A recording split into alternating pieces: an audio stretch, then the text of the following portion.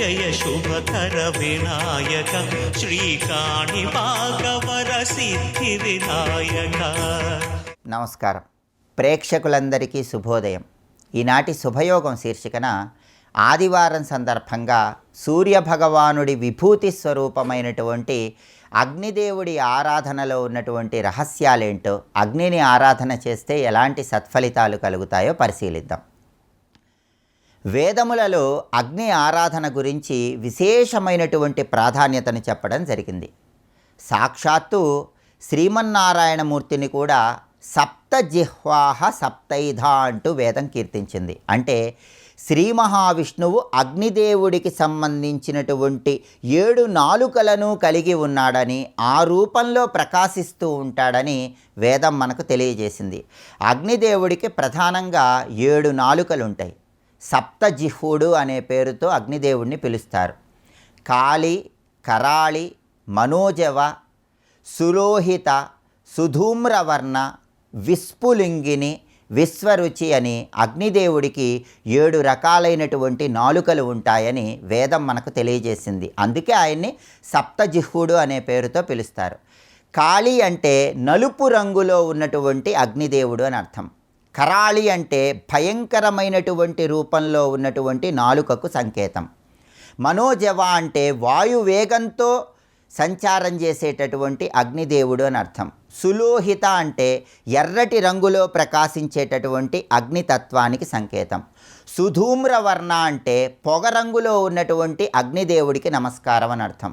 విస్ఫులింగిని అంటే మిణుగురు పురుగు ఏ విధంగా ప్రకాశిస్తూ ఉంటుందో ఆ మిణుగురు పురుగు లాంటి ప్రకాశము కలిగినటువంటి అగ్నిదేవుడి నాలుకకు సంకేతం. విశ్వరుచి అంటే రకరకాలైనటువంటి రంగులు కలిగినటువంటి జిహ్వ, నాలుకకి సంకేతం. ఇలా అగ్నిదేవుడి సప్త జిహ్వలకు ఉన్నటువంటి ఆ పేర్లలో ఒక్కొక్క పేరుకు ఒక్కొక్క అంతరార్థం చెప్పడం జరిగింది. సాక్షాత్తు శ్రీమన్నారాయణమూర్తి ఈ సప్త జిహ్వలు కూడా తాను కలిగి ఉంటాడని కూడా వేదం మనకు తెలియజేస్తుంది. అంటే దీనిలో ఉన్న అంతరార్థం ఏంటంటే శ్రీమన్నారాయణమూర్తే యజ్ఞస్వరూపుడు, విష్ణుమూర్తే వేదస్వరూపుడు. ఎందుకంటే యజ్ఞం చేసినప్పుడు యజ్ఞగుండంలో మనం హవనం వేసినప్పుడు, పదార్థాలు వేసినప్పుడు అవన్నీ కూడా అగ్నిదేవుడి నాలుకల ద్వారా దేవతలకు చేరతాయి. సాక్షాత్తు శ్రీమన్నారాయణమూర్తే అగ్నిదేవుడి సప్త జిహ్వలను కలిగి ఉన్నాడని వేదం చెప్తోందంటే విష్ణుమూర్తి యజ్ఞస్వరూపుడు, ఆయనే వేదస్వరూపుడని వేదం మనకు తెలియజేస్తోంది. అయితే ఈ సప్త జిహ్వలలో కూడా అద్భుతమైన అంతరార్థం దాగి ఉంది. ఈ సప్త జిహ్వలు కూడా మనలో ఉన్నటువంటి ప్రత్యేకమైనటువంటి జ్ఞానేంద్రియాలకు సంకేతము. అగ్నిదేవుడి 7 నాలుకలు కూడా 2 నేత్రాలు, 2 చెవులు, అలాగే నాసికకు ఉన్నటువంటి 2 రంధ్రాలు, అలాగే నోరు, ఈ 7 కూడా జ్ఞాన మార్గాలు అని అర్థం. అంటే అగ్నిదేవుడి ప్రీతి కోసం హోమం చేసినప్పుడు యజ్ఞపురుషుడైనటువంటి శ్రీమన్నారాయణమూర్తి ఆ హోమం నుంచి వచ్చేటటువంటి శక్తిని గ్రహించినప్పుడు దీని ద్వారా అగ్నిదేవుడి సప్త జిహ్వలలో ఉన్నటువంటి అంతరార్థమైనటువంటి ఈ జ్ఞానేంద్రియాల ద్వారా విష్ణువుకు సంబంధించిన జ్ఞానాన్ని పెంపొందింపజేసుకోవాలి. అది అగ్నిదేవుడి సప్త జిహ్వలలో ఉన్న అంతరార్థం. అంటే మన జ్ఞానేంద్రియాలు సరైన మార్గంలో ప్రయాణం చేసి మోక్షం వైపు అడుగులు వేయటానికి యజ్ఞం చేస్తూ హోమగుండంలో హవనం వేస్తామని, అగ్ని ద్వారా శ్రీమన్నారాయణమూర్తి యజ్ఞపురుషుడిగా స్వీకరిస్తాడని దీనిలో ఉన్నటువంటి అంతరార్థం. కాబట్టి అగ్నిదేవుడి సప్త జిహ్వలలో ఉన్న అంతరార్థం తెలుసుకుంటూ మన జ్ఞానేంద్రియాలు సరైన మార్గంలో ప్రయాణం చేయటం ద్వారా మోక్షప్రాప్తిని సిద్ధింపజేసుకోవచ్చు. అది అగ్ని వైభవంలో ఉన్నటువంటి అంతరార్థం. రేపటి శుభయోగం శీర్షికన సోమవారం సందర్భంగా మార్కండేయుడు అత్యంత భక్తి శ్రద్ధలతో పరమేశ్వరుణ్ణి ప్రార్థించినటువంటి చంద్రశేఖర అష్టకంలో ఉన్నటువంటి అంతరార్థం ఏంటో, చంద్రశేఖర అష్టకాన్ని పఠిస్తే ఎటువంటి సత్ఫలితాలు కలుగుతాయో పరిశీలిద్దాం. నమస్కారం.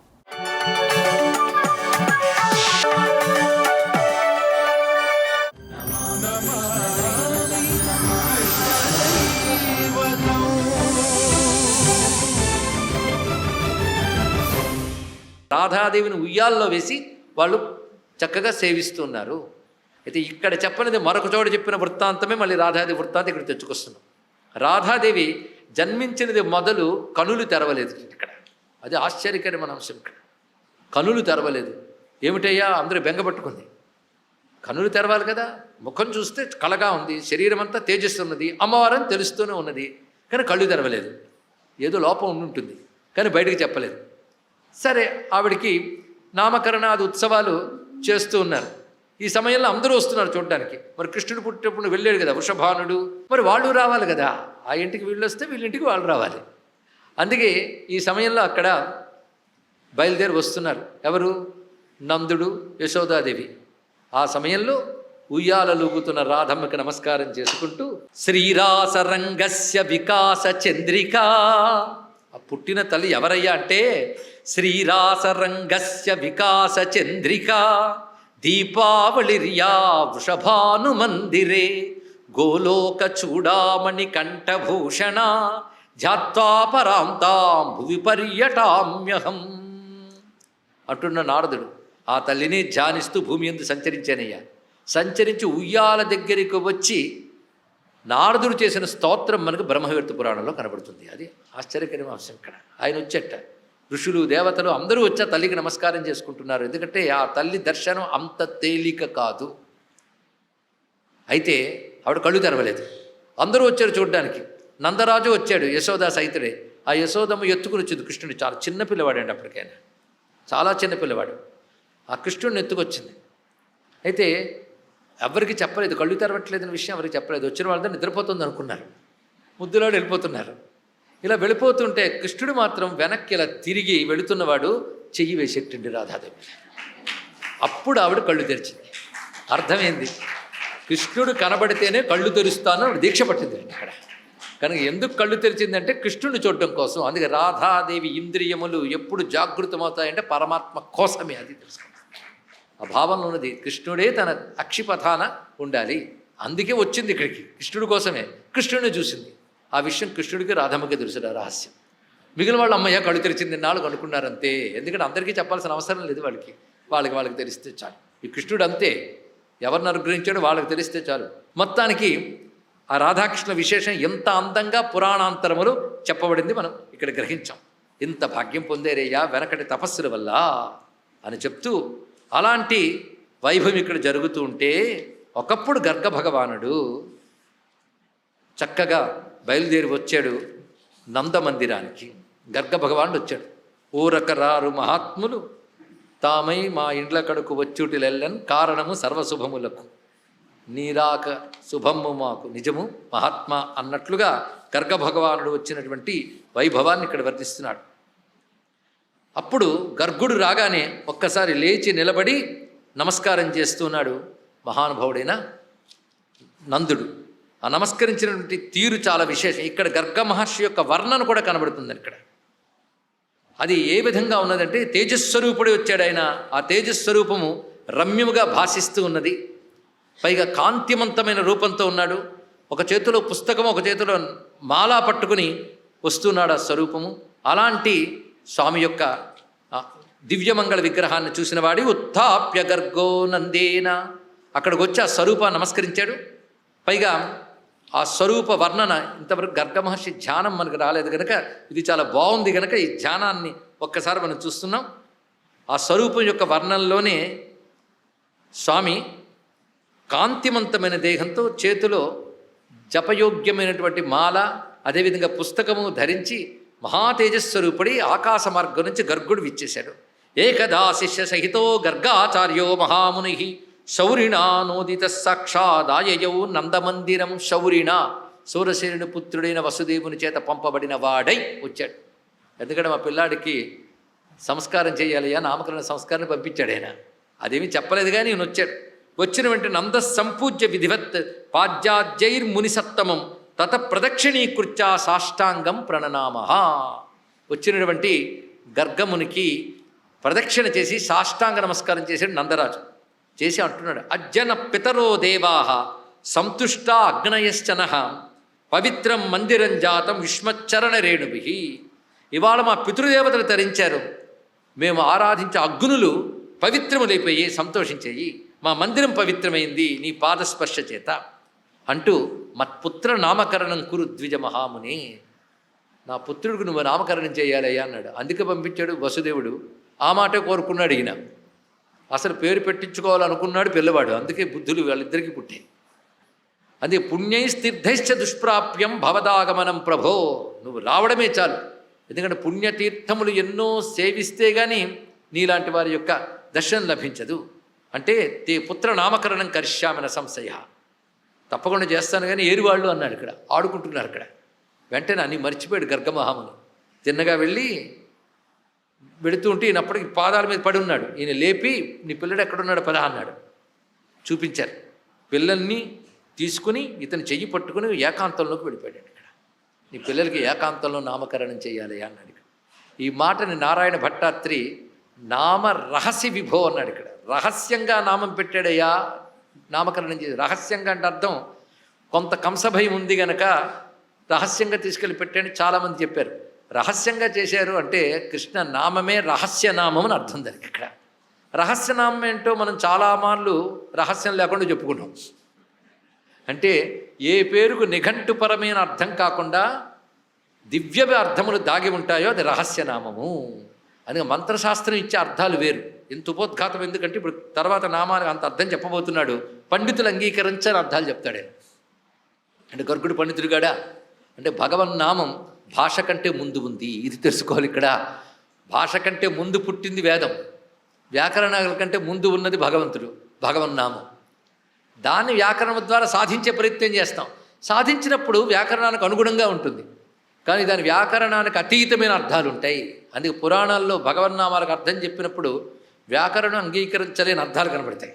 ఎందుకంటే ఒక అక్షరంలో ఏ చైతన్యం ఉంటుందో ఋషికి తెలుస్తుంది, వ్యాకరణానికి తెలియదు. తెలుసుకోండి. అక్షర చైతన్యం ఏమిటి, అక్షరంలో ఉన్న దీప్తి ఏమిటి, అక్షరంలో ఉన్న శక్తి ఏమిటి గమనిస్తే నామంలో ఉన్న మహిమ ఏమిటో అర్థమవుతుంది.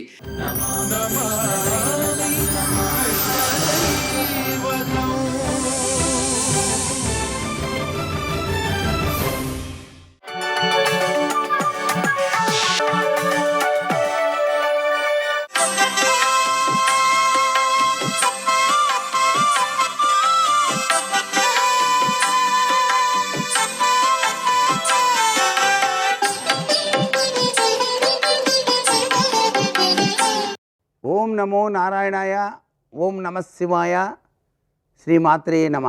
ఈరోజు చైత్ర శుద్ధ చతుర్థి.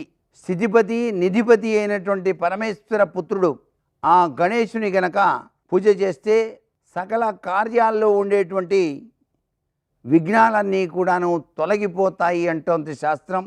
పార్వతీదేవిని కూడాను ఈనాడు దవనంతో పూజించడం వల్ల సంతాన అభివృద్ధి కూడాను కలిగి తీరుతుంది. దవనం లేదా గరికతో వినాయక స్వామిని అత్యంత భక్తితో గనక శ్రద్ధతో గనక పూజ చేస్తే సకల ఆటంకాలు తొలగిపోవడంతో పాటుగా రుణ బాధల నుంచి కూడాను విముక్తిని పొందుతాడు మానవుడు అని చెప్పేసి పండిత వాక్యం. ఈనాడు ముద్గల పురాణం ప్రారంభం చేసి 41 దినాలు గనక పారాయణం చేసినట్లయితే సకల శుభాలు కూడా కలుగుతాయి అంటోంది శాస్త్రం. ఆ స్థితిపతి నిధిపతి ప్రియపతి అయిన గణపతిని 21 ఉండ్రాళ్ళు సమర్పించి అష్టోత్తర శతనామావళితో పూజ చేయాలి.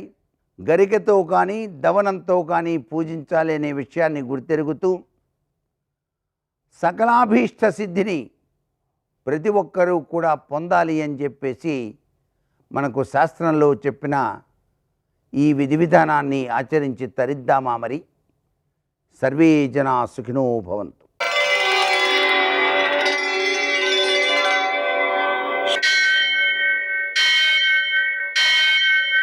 सहस्रशीर्षं देवं विश्वाक्षं विश्वशम्भुवं विश्वं नारायणं देवमक्षरं परमं पदं विश्वतः परमां नित्यं विश्वं नारायणगुं हरिं विश्वमेवेदं पुरुषस्तद्विश्वमुपजीवति पतिं विश्वस्यात्मेश्वरं शाश्वतं शिवमच्युतं नारायणं महाज्ञेयं ధ్యేయం విశ్వాత్మానం పరాయణం. सूर्यशौर्यमथेन्दुरिन्द्रपदवी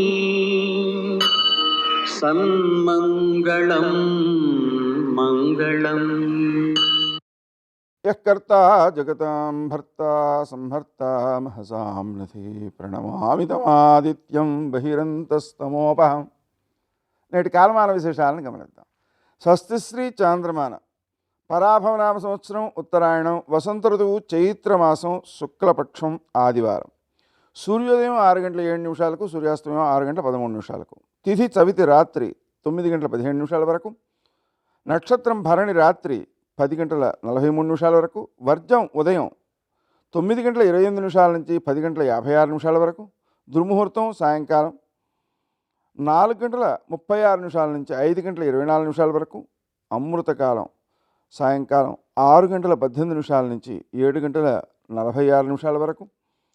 రాహుకాలం ఆదివారం కాబట్టి సాయంకాలం 4:30 నుంచి 6 గంటల వరకు.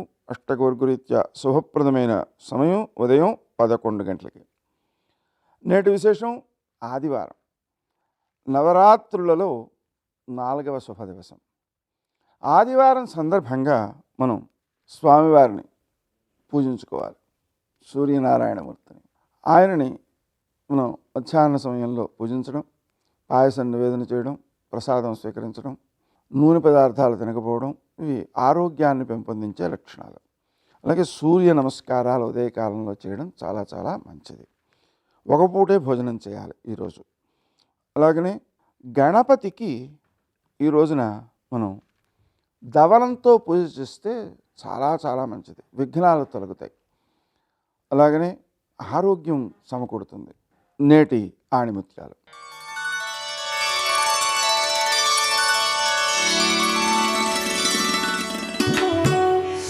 డబ్బు తప్ప మరేమీ లేనివాడు అసలైన నిరుపేద.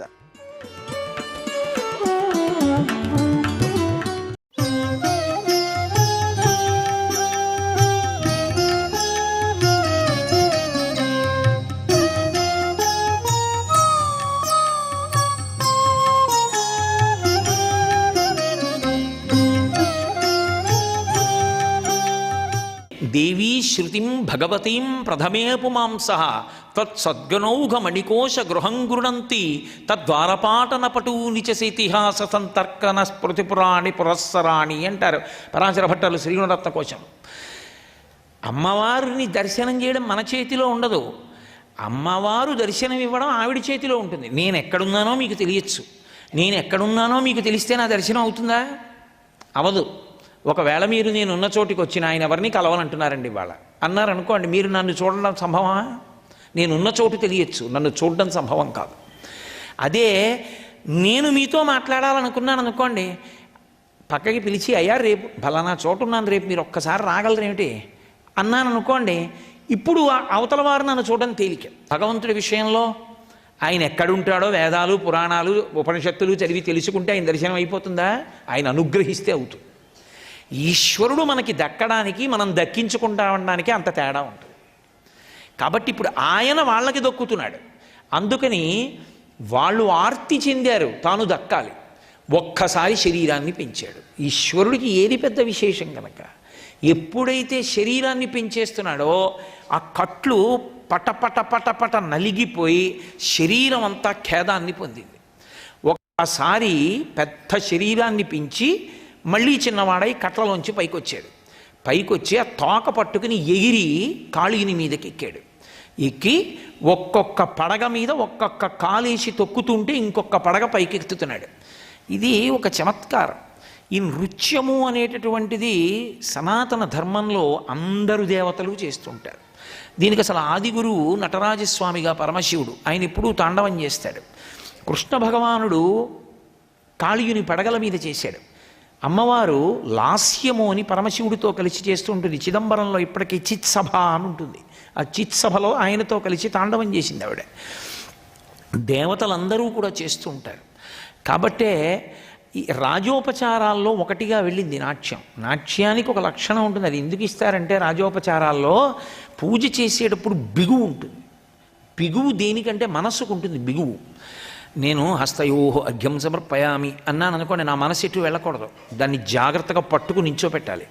ఈశ్వరుడి చేతులు ఆయన చేతిలో నీళ్లు వేసినట్టు, ఆయన కడుక్కున్నట్టు, నేను తుడిచినట్టు, ఆచమనీయం సమర్పయామి నేను 3 మాటలు వేస్తే ఆయన లోపలికి పుచ్చుకున్నట్టు, మళ్ళీ చెయ్యిలా చాపినట్టు నాకు కనపడాలి. అంటే కదలడానికి ఉండదు మనసుకి, నేను ఏది చెప్తున్నానో దాన్ని బట్టి చూస్తూ ఉండాలి తన నేత్రంతో. అలిసిపోతుంది కాసేపటికి, దానికి అలవాటు లేదు అలా ఉండడం, మనం చెప్పినట్టు వింద దాని ఇష్టం వచ్చినట్టు పోతుంది. అలా పోవడానికి అవకాశం ఇస్తారు. అవకాశం ఇస్తూ అది ఇష్టం వచ్చినట్టు వెళ్ళొచ్చు, కానీ భగవంతుడిని విడిచిపెట్టి మాత్రం కాదు. రైతు ఎద్దుకి తాడు కడతాడు, ఆ తాడు ఎంత దూరం ఉందో అంతే తిరగాలి ఎద్దు, అది దాటి వెళ్ళదు. అలా వదులుతారు మనసుని, ఆ వదలడమే రాజోపచారం, అందుకు చేస్తారు. గీతం శ్రావయామి అంటే ఓ పాట పాడతారు, అమ్మవారి మీద ఓ కీర్తన చేస్తారు, లేకపోతే పరమేశ్వరుడి మీద ఓ కీర్తన చేస్తారు, సాంబశివాయ నరే అంటారు.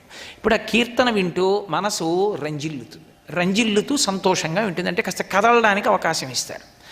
నృత్యం దర్శయామి, ఆవిడ ఏదో చెయ్యదు నృత్యం అంటే, ఏదో కస్తూరీ తిలకం లలాట ఫలకే వక్షస్థలే కౌస్తుభం నాసాగ్రే నవమౌక్తికం అని నర్తిస్తోంది అనుకోండి. ఇప్పుడు ఆవిడ కనపడుతుందా, కృష్ణుడు కనపడతాడా? ఆవిడ కనపడదు, కృష్ణుడు కనపడతాడు.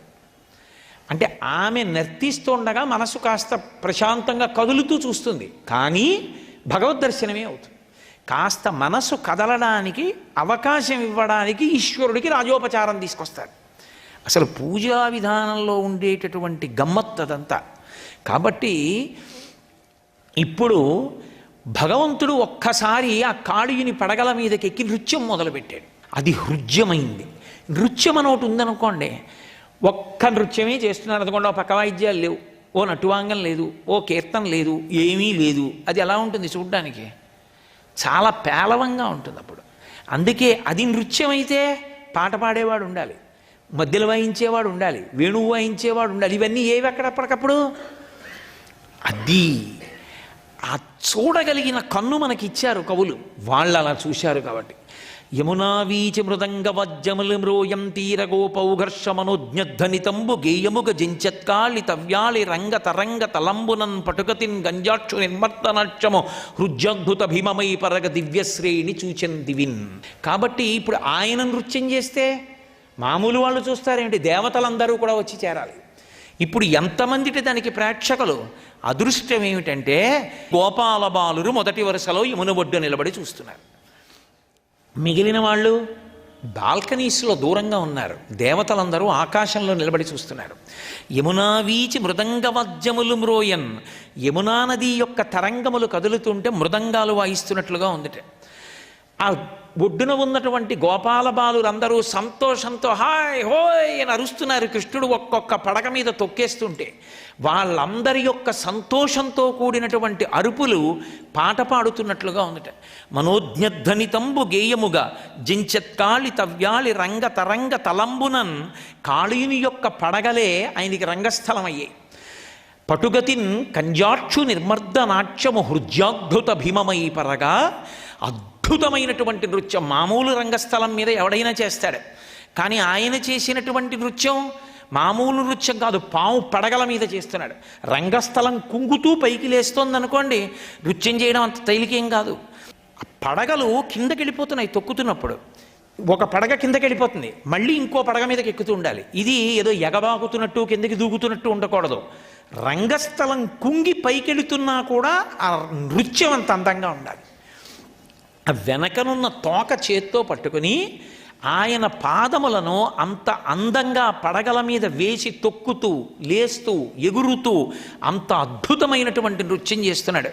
వెస దామోదరు పాదఘాతనగతుల్ వేవేల చందంబులన్ ప్రసభాటోపముజూప బాపపణ భృచ్చటామండలం బసహంబై పగిలెన్ మణుల్ చెదరగా నాస్యంబులన్ సుణితం వెసగన్ దంస్ట్రల్ నుగ్గుగాగా గరళవహ్నిజ్వాలికల్ వెల్వడన్. ఆయన అలా తాండవం చేస్తుంటే వెస దామోదరు పాదఘాతనగతుల్ వేవేల చందంబులన్. ఇప్పుడు దామోదరులలో నామం వాడారు పోతర గారు, దామోదరుడు అన్నారు, భక్తికి వశుడయ్యేవాడు. అంటే ఇంత తప్పు చేసిన వాణ్ణి కూడా వదిలేస్తాడు స్వా అని గుర్తు. ఎందుచేత అంటే భక్తికి చేసే స్తోత్రానికి కట్టుబడిపోతాడని గుర్తు. సర్వం శ్రీ ఉమామహేశ్వర పరబ్రహ్మార్పణమస్తు. స్వస్తి.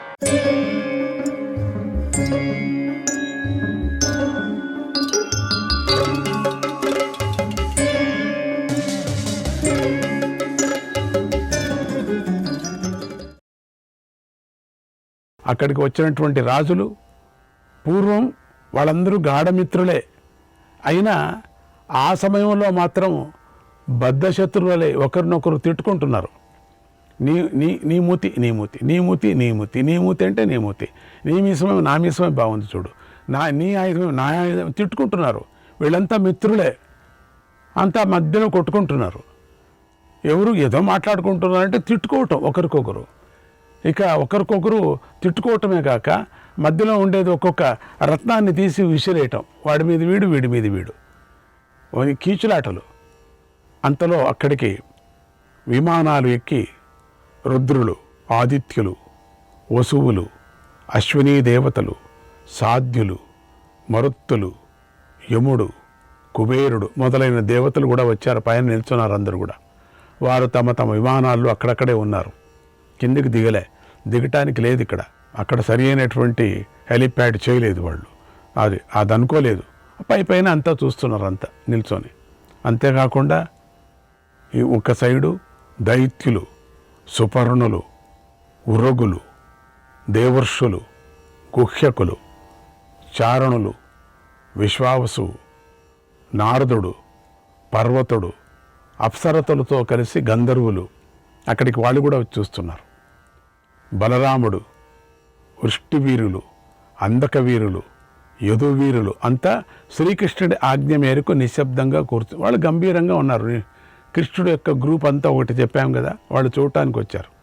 వాళ్ళు చాలా ఎంత గంభీరంగా ఉన్నారంటే అంత కృష్ణుడు ఆజ్ఞ కన్ను సన్నతోనే అందరూ నిశ్శబ్దం, ఎవరు ఏ విధమైన చేష్టలు లేకుండా కూర్చున్నారు. వారంతా ఇల్లు ఎక్కువ పెట్టాలని ఎవరూ అనుకోలేదు. దానికి రాలేదని ముందుగానే చెప్పాను కదా, వాళ్ళందరూ వేరే ఆసనాల్లో కూర్చున్నారు. వాళ్ళంతా అనుకోలేదు. అసలు ద్రౌపది ఎవరికి కావాలా? ద్రౌపది వాళ్ళకి అక్కనో అత్తనో ఎవరో అవుతుంది. అందుకని ఎవరు కూడా దానికి ఆ సగాలికి వెళ్ళి వాళ్ళందరూ చూస్తున్నారు. ఇది చూడటానికి వేరే విధంగా కృష్ణుడు యొక్క కుతంత్రం, కృష్ణుడు యొక్క సంతోషంతో ఎవరినో చూడటానికి వచ్చాడు ఇక్కడ. అది మనకు తెలుసు ఎవరిని చూడటానికి వచ్చాడు కృష్ణుడని. ఆయన ఆయా బ్రాహ్మణులు చూడటానికి వచ్చాడు, 5 మంది బ్రాహ్మణుల్ని. అందుకని అందరూ కూడా దృష్ట్వా తాన్మత్త గజేంద్ర రూపాన్, దృష్ట్వా తాన్మత్త గజేంద్ర రూపాన్, పంచాపి పద్మానివ వారణేంద్రాన్, పంచాపి పద్మానివ వారణేంద్రాన్, భస్మామృతాంగానివ హవ్యవాహాన్, కృష్ణః ప్రదద్యో యదువీరముఖ్యః. లక్ష్మీదేవికి ఎదురుగా ఉన్నటువంటి 5 మదపుటేనుగుల్లాగా నివురుగప్పిన నిప్పులాగా ఉన్నటువంటి పాండవులను శ్రీకృష్ణుడు గుర్తించాడు. అంటే నివురుగప్పిన అగ్నిలాగా ఉండేటువంటి దాన్ని శ్రీకృష్ణుడు గుర్తించాడు. 5 మందిని మదపుటేనుగులు చూశాడు కృష్ణుడు. మదపుటేనుగులు ఆ శ్రీకృష్ణుడు గుర్తించారు. కన్ను సంజ్ఞ చేశారు, వీళ్ళు కూడా చూశారు. గంటి సంజ్ఞతోనే జరిగిపోయింది, మాట్లాడుకున్నారు.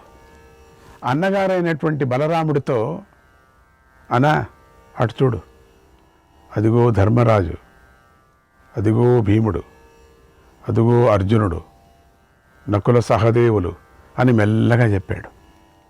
బలరాముడు వారిని చూసి సంతోషించి, అవునయ్యా గ్రహించాను, నేను అప్పుడే చూశాను అన్నట్లుగా కృష్ణుడిని చూసి నవ్వాడు. ఇతర రాజులకు సభలోని వారికి ప్రజ్ఞ లేదు. ఇంత మాత్రానికి వీళ్ళకి మాత్రమే ఉంది, ఇద్దరికే. మిగతా వాళ్ళెవ్వరికీ ప్రజ్ఞ లేదు. ఆ ప్రజ్ఞ అంతా ద్రౌపది మీద వాళ్ళు కీచులాడుకుంటున్నారు, పోట్లాడుకుంటున్నారు. ఎవరి గోల వాళ్ళకి అంటారే అట్లా, ఎవరి గోల వాళ్ళకి అయిపోయింది. గొగ్గోలుగా ఉంది. అందరి కళ్ళు ద్రౌపది మీదే ఉన్నాయి. అందరి మనస్సులు ద్రౌపది మీదే ఉన్నాయి. పాండవులు బలరామకృష్ణులు తప్పితే మిగిలిన వారెవరూ స్పృహలో లేరు ఇది మాయ. బలరామకృష్ణులు 5 మంది పాండవులకి, ద్రౌపదికి, దృష్టద్యుమ్నుడికి ఇంత తప్పితే ఇంకా మిగతా వాళ్ళు ఎవరికి ప్రజ్ఞ లేదు.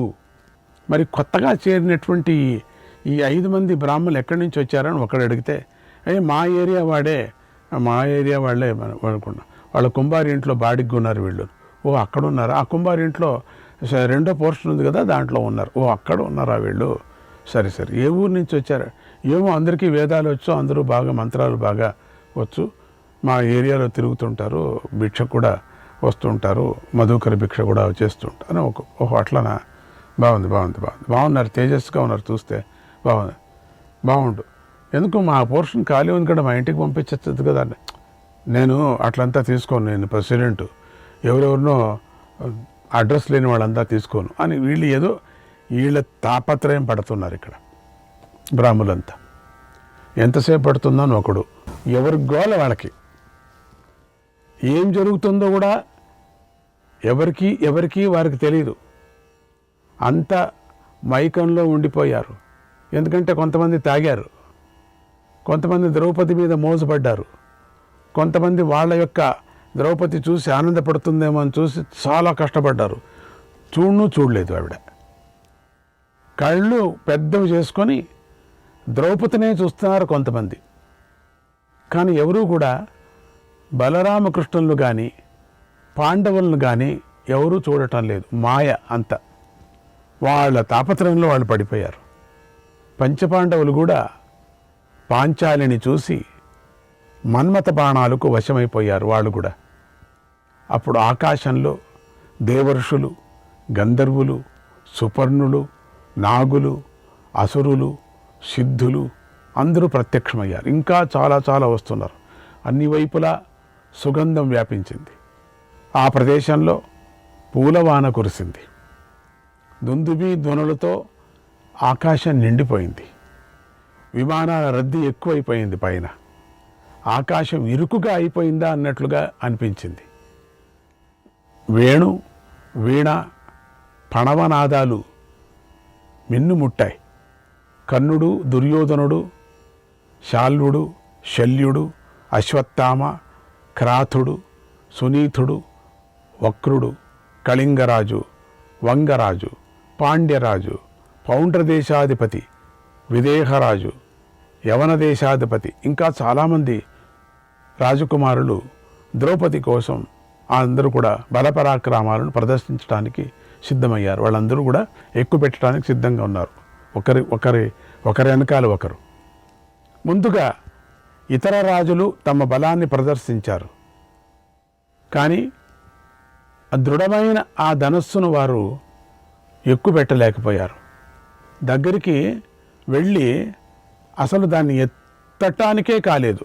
కొంతమందికి ఉండని, ఎక్కువ పెట్టడం ఉండని, ఎత్తటానికి కాకోకుండా చాలామంది కింద పడి దొర్లుకుంటూ ఆ మీసాలంతా నానా అవస్థలు పడి మళ్ళీ వాపస్ వెళ్ళి కూర్చుంటున్నారు. అవమానమైపోయారు. ఓ అనటం జనమందరూ కూడా. వాళ్ళకి ముఖమంతా ముడుచుకొని పొట్టలో పెట్టుకొని వెళ్ళేవాళ్ళు చాలామంది ఉన్నారు. కొంతమంది దాని బలాన్ని నియంత్రించలేకపోయారు. విచిత్రమైనటువంటి బలం. కొందరు బొమ్మల్లాగా నేల మీద అలాగే ఉండిపోయారు. అట్లా ఉండిపోయారు. విల్లు ఎత్తే ప్రయత్నంలో కొందరికి కిరీటాలు జారిపోయాయి. అంత అలంకారం చేసుకొని వస్తే అక్కడ కిరీటాలు పోయాయి. మరికొందరికి ఆభరణాలు ఊడిపోయాయి. ఇంకొందరు ఆయాసపడ్డారు. అసలు దాన్ని చూసే కిందికి వచ్చి ఎత్తారా అని వచ్చారు. అక్కడికి చాలా మీసాలను తిప్పుకొని వచ్చారు.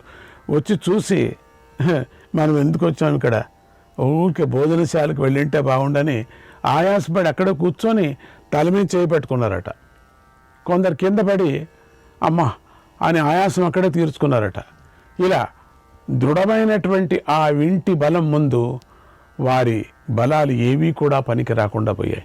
ఒక వింటి ఊరికే ఇట్లా వేస్తే చాలు, అసలు వంగనే వంగదు. చాలామందికి వాళ్ళు వంగిపోతున్నారు కానీ ఇది వంగదు. అంగదాలు జారిపోయాయి. చూసారా, ముందుగానే నేను చెప్పకముందే జారిపోయాట. అంగదాలు జారిపోయాయి. ద్రౌపది మీద కోరికను ఇడిచిపెట్టారు. జన్మలో కూడా ఇటువంటి మనం స్వయంవరానికి రాకూడదు, దీనులైపోయారు అందరూ కూడా. మనమంతా భోజనానికి కూడా వెళ్ళకూడదు, మనకు దారి దొరుకుతుందా అని చూశారు, కానీ గేట్లు మూసేశారు, ఎవరు బయటకు వెళ్ళకూడదు. అయ్యయ్యో అనుకున్నారు.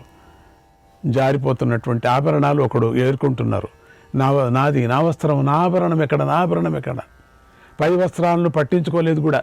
కింద చాలామందికి పైదంతా ఊడిపోయాయి.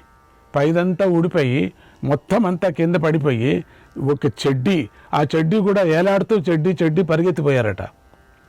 వాళ్ళు చాలా పెద్ద పెద్ద రాజులట. ఇది హడావుడి జరుగుతున్నది ఇక్కడ. ఇది ఏ స్వయంవరమో నాకు తెలియటం లేదు. ఈ ఊరికే ఈ బ్రాహ్మణుల పిల్లకాయలు ఊరికే ఉండకూడదా? వాళ్ళ చిన్న చిన్న పిల్లకాయలు వాళ్ళను వేసుకొచ్చారు. వాళ్ళంతా పెద్ద పెద్దది కరెక్ట్గా చెడ్డీకే ఎవరు కొడతారో వాళ్ళకి ఒక వరహ అనేది. వాళ్ళు పోటీలు. చెడ్డీకి సరి కొట్టేవాడికి వరహ ఒక్కొక్కటి. వాళ్ళు ఆడుతున్నారు. 2 వరహాలు 3 వరహాలు కొట్టు కొట్టు కొట్టు. వీళ్ళు పరిగెత్తు. వీళ్ళ పెద్ద పెద్ద రాజులు వీళ్ళంతా కూడా. వీళ్ళంతా దృష్టోద్యుమ్నుడు పరిచయం చేసిన రాజులు. ఈ పరిస్థితి అయిపోయింది. ఆ అవమానం వేరే. ద్రౌపది ముందర పరిగెత్తడం నిరుత్సాహంతో తమ ఆసనాల్లో తలలు వంచుకొని కూర్చున్నారు. వెళ్ళి గూబల్లాగా, ఒక కోతుల్లాగా, ఒక పక్షిలాగా ముదురుకొని కూర్చున్నారట. వారి అవస్థనంతా కర్ణుడు గమనించాడు. తక్కువ ఆసనంలో నుండి పైకి లేచాడు కర్ణుడు. వెళ్ళాడు. వేగంగా ధనస్సును తీసి ఎక్కుపెట్టాడు కర్ణుడు. ఒక్కపారి కర్ణుడు వస్తూ ఉంటే అందరూ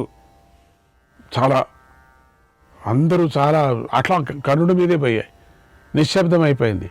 ఈ బంతులతో ఆడుకొని పిల్లలు నిశ్శబ్దమైపోయారు. ఎందుకంటే ఆ ఆకారాన్ని చూసి భయపడ్డారు అందరూ కూడా. వేగంగా బాణాలు సంధించాడు. చక్ అని సంధించాడు. అప్పుడే కర్ణుడు కదా, సంధించి ఇంకేం కొట్టాలనుకున్నాడు. అప్పుడు కర్ణుడు దగ్గరగా ఉండింది ద్రౌపది పట్ల ఆసక్తి కలిగి పైకి లేచినప్పుడే పాండవులు ఇతడు లక్ష్యాన్ని ఛేదిస్తాడు అనుకున్నారు. పాండవులంతా అనుకున్నారట, కర్ణుడు ఎప్పుడొచ్చాడో ఖండితం లక్ష్యాన్ని ఛేదిస్తాడు, ఏం చేయటం మనం అనుకున్నారు. ఎంత దైవ సంకల్పం. ఊరికే ఉండండి, చూస్తాం ఏమవుతుందో. నిశ్శబ్దం అయిపోయింది. అందరూ గందరగోళం జరుగుతుంది అనుకున్నాం కదా. కర్ణుడు లేస్తూనే కప్చెప్ అంత పిన్ డ్రాప్ సైలెంట్ అయిపోయింది. ఏం జరుగుతుందో అని ఎవరు మాట్లాడినా వినపడేది, చిన్నగా మాట్లాడినా వినపడేది. అంత నిశ్శబ్దం అయిపోయింది. ఊపిరి వినపడేది జనంది, ఏం జరుగుతుందో అని. ఇక కర్ణుడు బాణాలు సంధించాడు. సంధించి ఉన్నాడు. ఇంకా కింది తట్టు తైలం. ఆ తైలము పైన ఉండేటువంటి మత్స్య యంత్రము. ఆ మత్స్య యంత్రము ఈ తైలంలో కనపడుతుంది. ఆ తైలంలో కనపడి ఎక్కువ పెట్టాల. దీన్ని గురి ఇక్కడ చూడకూడదు, పైన ఇక్కడ చూసి పెట్టాల. కరెక్ట్గా ఒకే బాణంతో పడాల. 2 బాణం 3 బాణం, 3వ ఛాన్స్ 4వ ఛాన్స్ లేదు, ఒకే ఛాన్సు అంతే. ఇంకా లక్ష్యాన్ని మాత్రమే ఛేదించవలసి ఉంది. పైకి పెట్టాడు. సరిగ్గా ఆ సమయంలో ద్రౌపది దృష్ట్వా తుతం ద్రౌపది కర్ణుని చూసి నేను సూతుణ్ణి వరించను అని పెద్దగా అరిచింది. ఛీ, సూతుణ్ణి వరించటమా అంది. అప్పుడు కర్ణుడు కోపం ప్రదర్శన చేయకూడదు కదా, నవ్వుతూ సూర్యుడి వంక చూశాడు ఒక్కపారి. నువ్వు గది చేసిన పని ఇది. ధనస్సుని తీసి కింద పారేశాడు. ధనస్సును వదిలేశాడు. తిరిగి వచ్చి తన ఆసనంలో కూర్చున్నాడు.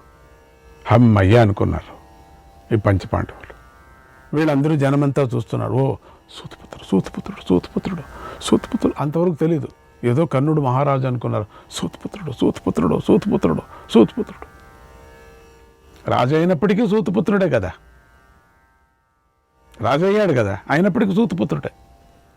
నాకు ఈ సూతపుత్రుడు అక్కర్లేదని. కరెక్ట్, దాని ఇష్టం, ఆవిడ ఇష్టం. మరి రాజు అనే ప్రపంచం అంతా ఒప్పుకుంటే నేను ఒప్పుకోను, సూతపుత్రుడు అంతే.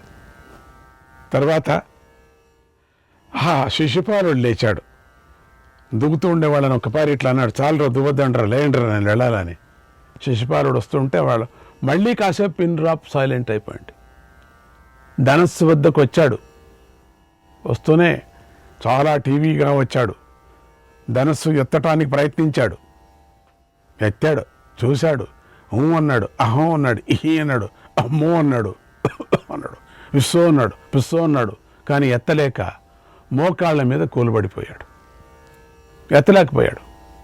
ఆ తరువాత మహాబలవంతుడే ఎత్తలా కింద పడిపోయి అక్కడి నుంచి వాడిని తీసుకొచ్చారు. మీసాలు దువ్వే వాళ్ళ పిల్లలు ఉన్నారు కదా, తీసుకొచ్చారు. వెళదాం ఊరికే, అప్పుడే చెప్పాను పోవద్దని. ఆ తర్వాత మహాబలవంతుడైనటువంటి జరాసంధుడు పైకి లేచాడు. జరాసంధుడు లేస్తూనే చుట్టూ ఉండేవాళ్ళు భయపడ్డారు. మా బాబాయ్ జరాసంధుడు లేచాడు, నిజంగా వింటిని ఎత్తేస్తాడు వీడు వదలడు.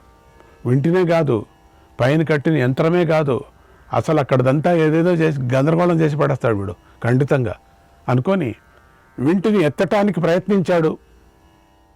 దబ్బున మోకాళ్ళ మీద కూలిపడిపోయాడు. ఎత్తి అట్లే కింద పడ్డాడు. గుప్పని ఒక మూటలాగా కింద పడ్డాడు. సభలో ఘోర అవమానం జరిగింది. ఎవరెవరు నవ్వుతున్నారని అందరి తట్టు చూసి, అట్లా చూసే కొద్ది ఇంకా అవమానం అవుతుంది కదా, చూశాడు. దానిని జరాసంధుడు తట్టుకోలేకపోయాడు. వెంటనే ఏం చేశాడు, వెళ్ళి కూర్చోలే తన సీట్లో, తన దేశానికి వెళ్ళిపోయి అప్పుడప్పుడే స్పెషల్గా గేట్ తీయించి, వాడు చూస్తేనే తీసేశారు గేటు స్పెషల్గా తీయించి గట్టిగా అరుచుకుంటూ ఆ తక్షణమే వెళ్ళిపోయాడు. జరాసంధం కూడా బయలుదేరింది. మిగతా వాళ్ళంతా వాళ్ళ సీట్లో కూర్చున్నారు, భోంచేసుకొని నిండిపోదామని.